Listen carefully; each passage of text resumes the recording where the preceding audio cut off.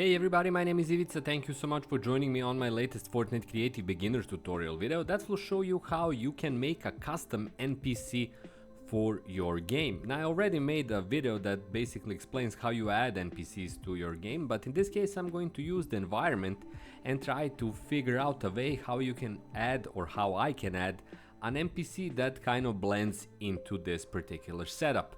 And hopefully you can do the same for your setup as well. In other words, how to make that custom NPC that can kind of feel, look and act, let's say, appropriately or normally in this kind of a situation. Now, to do that, we're first going to find the right device. If you go into contact and search for NPC, we get nothing. However, the thing that you're looking for will be found if you search for character. And here it is, character device. Create a character that can be customized and set in a pose. So we're going to place just that, for example, here. So this is some kind of a detective office. And as you can see, it's basically modern age, let's say 50s or 60s, something like that.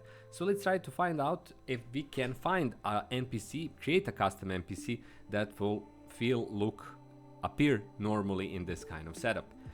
First of all, we're going to place the NPC itself here. And once we do, as you can see, we have the mannequin. Now we're going to customize it. And the base thing that you're looking for is this, character options. Determines the model that the character will display. Changing this option will affect the memory cost of this device. So yeah, if you kind of have a tight space for your memory, this likely is going to expand it significantly. But if we go here, we have a range of options. As you can see, so many characters. Some are kind of quirky and cartoon-like, others realistic. But let's say that we want to find something that is realistic looking as much as possible. So we're looking for some kind of basically office, and we can try searching for something like suit. But most of these characters are basically named after something. So if we go for Annie, we get these characters. So we need to kind of scroll and see if we can figure out something that is in that, let's say, shape or form. We have something that is most likely modern, but a bit too modern here. Let's see if we have anything. This could possibly work, maybe even this. So let's scroll a bit further down. As you can see, there is so many of these that are on display. And like I say, we're looking for something that is generally low key. We have, of course, the iconic character here. But let's, as you can see, there is a countless, I mean, not actually countless, but there is a huge array of options. And I think we're going to go back and use the biker guy. Let me just find it. Here it is. And let's see how it looks like. Well, actually it works perfectly, to be honest. Maybe a bit too many tattoos for the 50s, but hey, why not? So, as you can see, if I kind of turn off, we have a character, again, aside from the shoes, but yeah, it's Fortnite.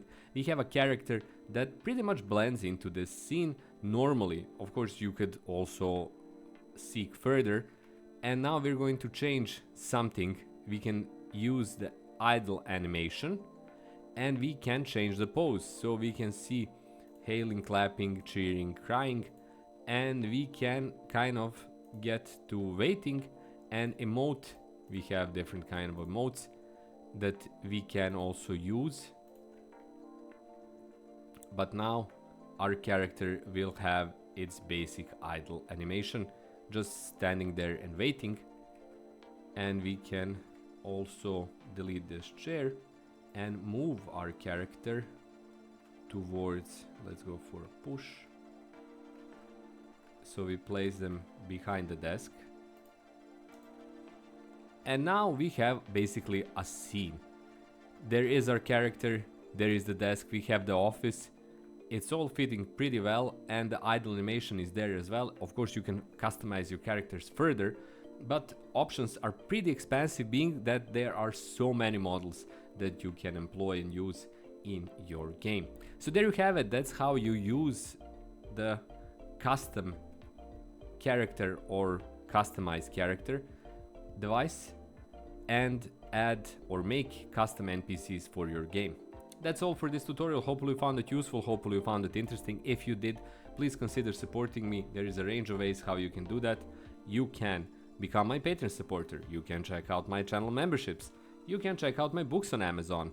Links to all of those are in the description below, but the cheapest, fastest, easiest way to support me is to subscribe to my channel. I'm presently pushing for getting to 5,000 subs or 5k. I'm nearly there. It's going to take 500 more or so, so please help me get there and get me that number. Thanks a lot for watching. Once again, have loads of fun in your Fortnite creative adventures, and I'll see you on my next tutorial. Until then, bye bye.